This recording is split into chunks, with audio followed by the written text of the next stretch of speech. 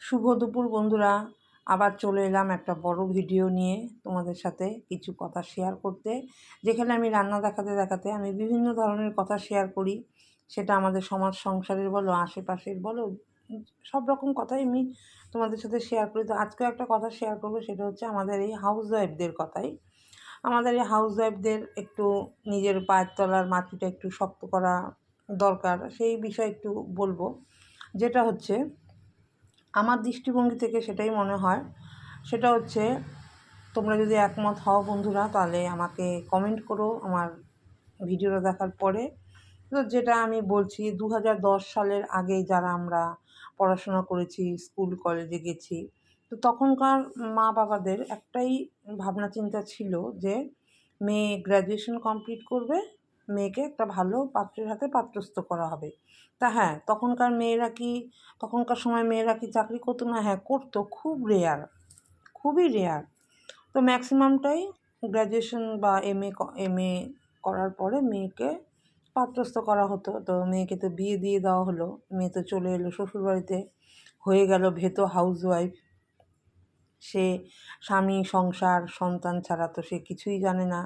স্বামীর অফিস, সন্তান, বাচ্চাদের স্কুল, বাচ্চাদের পড়াশোনা, এই নিয়েই তো সে সংসারে ডুবে গেল। তো একদিন হঠাৎ মনে হলো তার যে না, আমার এখন নিজের জন্য একটু কিছু করা দরকার। কারণ নিজের জন্য একটা কিছু করতে গেলেও হাজব্যান্ডের কাছে আমাকে হাত পাততে হচ্ছে। সেটা যাতে পাততে না হয়, তার জন্য আমার নিজের পায়ে একটু দাঁড়ানো দরকার, নিজে একটু কিছু করা দরকার।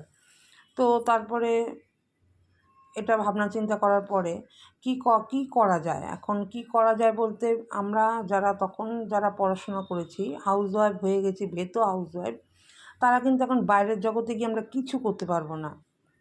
এখনকার যা সময় দ্রুত ফাস্ট, তো আমরা কোনো প্রাইভেট জবও পাবো না, নিজস্ব কোনো বিজনেসও দিতে পারবো না, কারণ বিজনেস দিতে গেলে একটা মোটা অঙ্কের পুঁজি দরকার, সেটাও পারবো না।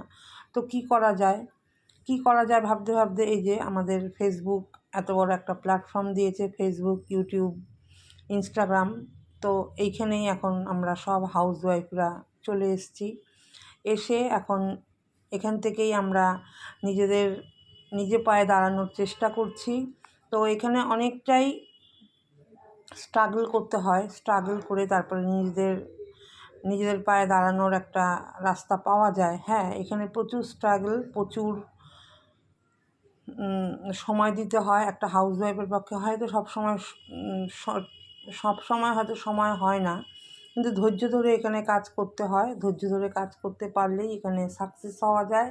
তাই বলি, আমরা যারা ভেতো হাউসওয়াইফ আছি, তারা একটু ধৈর্য ধরে কাজ করি, দেখি নিজেদের পায়ের নিচের মাটিটা শক্ত করতে পারি কি না, আর যেন হাজব্যান্ডের কাছে হাত না পাততে হয়।